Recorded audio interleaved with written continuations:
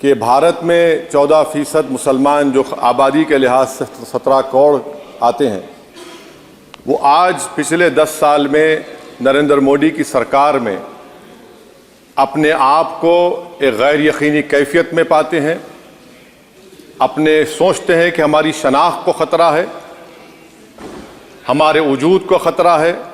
और मैं बड़ी ज़िम्मेदारी के साथ कह रहा हूँ कि जज्बात में लाए बगैर कह रहा हूँ कि आज 17 करोड़ मुसलमान अपने आप को ऐसा समझते हैं कि जिस ज़माने में हिटलर के ज़माने में यहूदी अपने आप को समझते थे। सबसे ज़्यादा ड्रॉप आउट इस मुल्क में अगर स्कूलों में है तो मुसलमानों में है। सबसे कम एनरोलमेंट अगर है तो मुसलमानों में हायर एजुकेशन में। गवर्नमेंट का डेटा है सर। दूसरी बात यह है कि हम ये देख रहे हैं कि 10 साल में इस सरकार में कोई हद नहीं छोड़ी है गलत हुक्मरानी की, नफरतों को भड़काने की, कोई हद नहीं छोड़ी गलत फहमियों को फैलाने की, और कोई हद नहीं छोड़ी इस मुल्क के अवाम नास को तर्क करने की। इस 10 साल में हमने क्या देखा सर? जमहूरियत हमारे वतन अजीज की को बचाना बहुत ज़रूरी है। ये गरीबों के लिए और कमज़ोरों की एक बहुत बड़ी ताकत है। मगर 10 साल में 9.5 साल में क्या हुआ? सिर्फ एक शख्स को मजबूत कर दिया गया, एक मजहब को मजबूत कर दिया गया, एक आइडियोलॉजी, एक नजरिए को मजबूत कर दिया गया, एक शनाख्त को सब शनाख्त के आगे दूसरी शनाख्तों को मिटाने की कोशिश की गई, एक जबान को मजबूत कर दिया गया। तो हमारी जमहूरियत तो खोखली हो चुकी है। और सर, कोई भी हुकूमत और पार्टी सिर्फ जबर और इस्तेसाल पर कायम नहीं रह सकती है सर। दूसरा पॉइंट सर जो मैं आपके सामने अर्ज करना चाह रहा हूं, CAA के कानून के ताल्लुक से मरकजी एक वजीर ने अखबार में बयान दिया कि हम 8 दिन में करने वाले हैं। आप 8 दिन में करेंगे, 8 दिन में एहतजाज शुरू होगा मुल्क के कोने कोने में। आप CAA को मजहब से खत्म कर दीजिए, मजहब से जोड़ेंगे तो आपका इरादा बुरा है। आप भारत की अक़लियतों को, भारत के मुसलमानों को, दलितों को आप परेशान करने का आपका इरादा है सर। दूसरी बात यह है कि CAA के खिलाफ क्यों हम हैं? क्योंकि सीमांचल के मुसलमान को आप बांग्लादेशी कहते हैं। कोई मिनिस्टर मुझे कहता है कि घुसपैठी है, रोहिंग्या है। तो CAA को मजहब से जोड़ना गलत था, उसको निकालिए। मगर हमारे देश के प्रधानमंत्री सर, वतन अजीज के वजीर आजम, मैं बड़ी जिम्मेदारी के साथ कह रहा हूं कि मैं अपने बचपने में जब हिस्ट्री पढ़ता था तो मैंने एक स्टैचू की फोटो देखी थी, प्रीस्ट किंग ऑफ मोहनजोदारो। ऐसा लगता है कि वैसा ही लग रहा है कि प्रधानमंत्री नहीं है बल्कि पुजारी सम्राट बन चुके हैं वो। और मैं क्यों कह रहा हूं कि हमारे सदर जमहूरिया ने कहा था कि 22 जनवरी एक तारीखी दिन है, बिल्कुल तारीखी दिन है। 22 जनवरी की बुनियाद 6 दिसंबर 92 को रखी गई। 22 जनवरी की बुनियाद 86 में ताले खोलकर रखी गई। 22 जनवरी की बुनियाद GB पंत ने रखी थी, इसीलिए तारीखी दिन है। और तारीखी दिन इसलिए भी है कि सर इसी ऐवान में 16 दिसंबर 1992 को हमने एक रेजोल्यूशन पास किया था।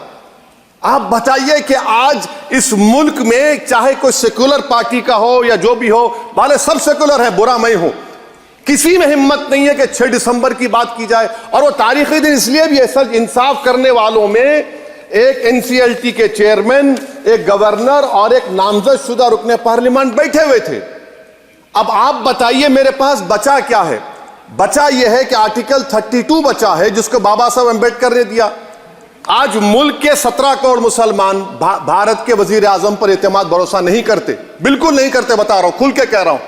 अगर आप आर्टिकल 32 का ड्यू प्रोसेस ही खत्म कर देंगे तो फिर मेरे पास क्या बचेगा सर? क्या बचेगा? मैं तो यहां खड़े होकर वो सुप्रीम कोर्ट के मायानाज बेबाक वकील दुष्यंत दवे की तरह तो नहीं कह सकता। मुझे आज भी रूल ऑफ लॉ में भरोसा है, मुझे आज भी कानून पर, संविधान पर भरोसा है, मगर ड्यू प्रोसेस तो फॉलो होना चाहिए। ड्यू प्रोसेस फॉलो नहीं हो रहा। एक तारीखी दिन 22 जनवरी था, एक तारीखी दिन 31 जनवरी था। सर रात के अंधेरे में अपील किए बगैर आप आरे लेकर रास्ता खोल देते हैं। क्या पैगाम दे रहे हैं सर? 600 साल की मेहरौली की मस्जिद को बगैर को नोटिस दिए आपने डिमोलिश कर दिया। मैं जिम्मेदारी के साथ कह रहा हूं कि भारत के प्रधानमंत्री और उनकी सरकार भारत के मुसलमानों से उनकी शनाख्त को छीनना चाहते हैं। ख्वाजा अजमेरी के आस्थाने पर चादर बिछाइए, मगर आप जो चादर मुझसे छीनना चाह रहे हैं मेरी मस्जिद है। आप हर मस्जिद को छीनना चाहते हैं। आप बताइए 17 करोड़ मुसलमानों को क्या पैगाम दे रहे हैं आप कि आप हर मस्जिद को छीन लेंगे मुझसे? फिर मेरा वजूद किस माने रखता है? मेरा शनाख्त क्या माने रखता है? रूल ऑफ लॉ क्या मान? अच्छा, 1991 के प्लेसेस ऑफ वर्शिप एक्ट पर क्यों नहीं बोलते आप लोग? आप उस पर कायम है नहीं है। आप 500 साल की बात करते। मैं आपसे कहता हूं भाई, 500 साल पे मत जाइए, बौद्ध पे जाइए, जैनिज्म पे जाइए, शैविज्म पे जाइए, कहां रुकेंगे? अरे इस देश को आजादी मिली 47 में, संविधान मिला हमको बाबा साहब अंबेडकर का बराबरी का। उससे पहले तो राजा रजवाड़े थे, जमहूरियत नहीं थी, लोकतंत्र नहीं था, मगर आप उसको उस बारे में लेके जाते। अरे 500 साल आगे क्या होगा बताइए? आप किसी एक सिविलाइजेशन, सर ऐसा अंग्रेजी में किसी ने कहा था, civilisation can not be rewritten by hatred, history can not be corrected by demolition. आप ये नहीं कर सकते। और मैं उम्मीद करता हूं कि जब मौर्ख तारीख लिखेगा, नरेंद्र मोदी इस मुल्क में तारीख लिखना चाहते हैं। क्या तारीख लिखना चाहते हैं? कि मैंने इस देश को, गांधी अंबेडकर के देश को मैंने हिंदू राष्ट्र बना दिया। मैं उम्मीद करता हूं कि हमारे भारत के हमारे हिंदू भाई देश के प्रधानमंत्री की सोच को नाकाम करेंगे। उन पर है, अब देखते हैं क्या होता है। सर नेबरहुड फर्स्ट की पॉलिसी है। नेबरहुड फर्स्ट क्या हो रहा है सर? हम सोशल मीडिया के जरिए फॉरेन पॉलिसी चला रहे हैं। मालदीव छोटा मुल्क, वो हमको आंख दिखा रहा है, चीन की गोद में बैठ गया। हमारे लद्दाख में हमारे जो लोग जानवर को लेकर घास चराए जाते, वहां पर चीन की आर्मी आके रोक रही। बताइए, बांग्लादेश चीन की गोद में बैठा हुआ है। आप गैलेंट्री अवार्ड दे रहे हैं, क्यों दे रहे हैं? कि चीन बैठा हुआ है। तो आपका बफर जोन गया कहां भाई साहब? आपका बफर जोन तो कहां गया नहीं मालूम, गायब हो गया बफर जोन। और दूसरी बात सर, आप ये भी देख लीजिए कि यहां पर मैं आपको इंपॉर्टेंट पॉइंट ये बताना चाह रहा हूं सर। ये हम बोलते हैं India middle east economic corridor, कितना पैसा है बताइए? वो नहीं बताया जाता। अच्छा सर, सबसे तकलीफ दे बात मेरे लिए है कि भारत ने यूनेस्को का इलेक्शन पाकिस्तान से हार गया। हम पाकिस्तान से हार गए, ये आपकी फॉरेन पॉलिसी है। यूनेस्को के इलेक्शन हम पाकिस्तान से हार गए। अच्छा, मामला इजराइल का, फलस्तीन का, गाजा का आया। अक्टूबर में 10,000 लोग मर गए, हमने यूएन में सीज फायर की तायीद नहीं की। दिसंबर आया, 20,000 मर गए, तो हमने तायीद कर दी। क्यों तायीद की? क्योंकि ग्लोबल साउथ को हमको फॉलो करना पड़ रहा। भारत ग्लोबल साउथ को फॉलो कर रहा है। मेरे लिए तकलीफ दे बात है। यह आपकी नाकामी का बहुत बड़ा सबूत है। इसीलिए हम बता रहे हैं कि यह सरकार की बहुत से नाकाम। सर अलीगढ़ मुस्लिम यूनिवर्सिटी, आखिरी पॉइंट, अलीगढ़ मुस्लिम यूनिवर्सिटी। सर आप उत्तर प्रदेश से आते हैं। सर 81 में एक्ट पास हुआ। हमारा लॉ ऑफिसर कोर्ट में कहता है कि मैं पार्लियामेंट के एक्ट को नहीं मानता। कैसे नहीं मानते सर? क्या नरेंद्र मोदी ने पार्लियामेंट को नॉमिनेट किया या पार्लियामेंट ने नरेंद्र मोदी को प्रधानमंत्री बनाया? बताइए। 81 के एक्ट को नहीं मानते। सर 2 ही तो सेंट्रल यूनिवर्सिटी है मुसलमानों के। 1,80,000 आप ही के सरकार के दौर में मुसलमान हायर एजुकेशन निकल गए। आप अलीगढ़ मुस्लिम से छीनना चाह रहे हैं। Theory of separation of powers में एग्जीक्यूटिव हमको डिक्टेट करेगा। मेरी आवाज तो पार्लियामेंट है, अब मेरी आवाज के खिलाफ एग्जीक्यूटिव सुप्रीम कोर्ट में बोलता है। अलीगढ़ मुस्लिम यूनिवर्सिटी से इतनी नफरत क्यों है आपको? वहां पर तो हिंदू भाई भी पढ़ते हैं। सर ये अलीगढ़ मुस्लिम यूनिवर्सिटी का मामला है सर। तो मैं आपसे इस बात पर, इस शेर पर अपनी बात को खत्म कर रहा हूं सर। आप भी उर्दू दां हैं जी।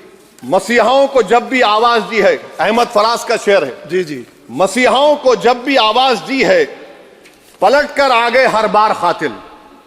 मसीहाओं को जब भी आवाज दी है पलट कर आ गए हर बार कातिल।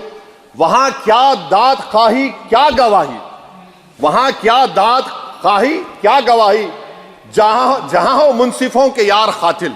सर मैं फिर से हुकूमत से मुतालबा करता हूं कि अल्पसंख्यक समाज के बजट के स्कॉलरशिप को आप डिमांड ड्रिवन करिए।